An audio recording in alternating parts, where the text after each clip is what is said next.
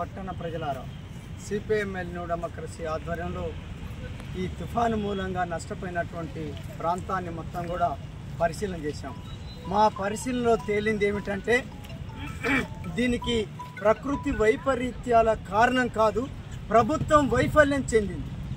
ప్రభుత్వం ముందు చూపుతోటి తగినటువంటి ఒక చర్యలు చేపట్టినట్టయితే ఇన్ని కోట్లాది రూపాయల నష్టం అనేటువంటిది జరిగి ఉండేది కాదు, ప్రాణ నష్టం అనేటువంటిది జరిగి ఉండేటువంటిది కాదు.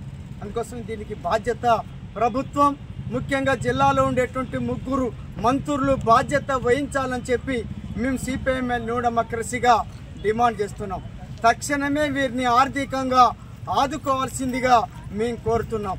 ఇట్లాంటి ఒక చర్యలు చేపట్టకుండా నిమ్మకి నీరెత్తినట్టుగా అంటి ముట్టనట్టుగా వ్యవహరించేటువంటి ఒక ప్రభుత్వ వైఖరి ఏదైతుందో ఈ వైఖరిని తీవ్రంగా ఖండిస్తున్నాం. ఇక్కడ కరకట్టని కట్టిస్తామని చెప్పి గత ప్రభుత్వాలు చర్యలు చేపట్టి నిధులు కేటాయించిన తర్వాత ఆ పనులని ఈ ప్రభుత్వాలు ఎందుకు పూర్తి చేయలేకపోయినాయి? అది పూర్తి కాకపోవటం మూలాన్నే ఇక్కడ ఇంతమంది ప్రజానికం నష్టపోయేందుకు దారి తీసిందని చెప్పి మేము భావిస్తున్నాం. అందుకోసం ఇప్పటికైనా చర్యలు చేపట్టమని చెప్పి కోరుతున్నాం.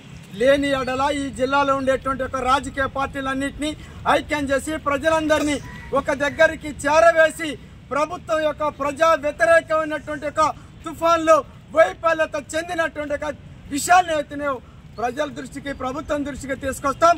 ఆ తర్వాత ప్రజా ఆందోళన చేపట్టాల్సినటువంటి ఒక పరిస్థితి ఏర్పడుతుందని చెప్పి ప్రభుత్వాన్ని హెచ్చరిస్తున్నాం. గ్రామీణ ప్రాంతాలలో వేసినటువంటి వరిని మొత్తం కూడా దెబ్బతినిపోయింది, మేట పోసింది, పత్తి పూర్తిగా దెబ్బతిన్నది, మిర్చి మొత్తం కూడా కొట్టపోయినటువంటి ఒక స్థితి ఉన్నది. రైతాంగాన్ని కూడా తక్షణమే ఆదుకోవాల్సిందిగా డిమాండ్ చేస్తున్నాం. ఇట్లా వారం రోజులు పరిశీలన తర్వాత ప్రభుత్వం అప్పటికి కూడా చర్యలు చేపట్టకపోతే ఆందోళన కార్యక్రమానికి పూనుకుంటాం. ఇప్పుడు ముఖ్యమంత్రి గారు వస్తున్నట్టుగా తెలిసింది. ముఖ్యమంత్రి గారిని కూడా కలిసి తగిన విధంగా రిప్రజెంట్ చేయడానికి పూనుకుంటాం. అప్పటికి కూడా అవకాశం ఇవ్వకపోతే అడ్డుకునేటువంటి ఒక చర్యలు కూడా పూనుకోవాల్సినటువంటి ఒక పరిస్థితికి నెట్టబడతామనేటువంటి ఒక విషయాన్ని ప్రభుత్వ దృష్టికి సదుద్దేశంతో సావధానంగా ఈ సందర్భంగా మేము దృష్టికి తీసుకొస్తున్నాం. ఇప్పటికైనా తగిన చర్యలు చేపట్టమని చెప్పి ప్రభుత్వాన్ని డిమాండ్ చేస్తున్నాం.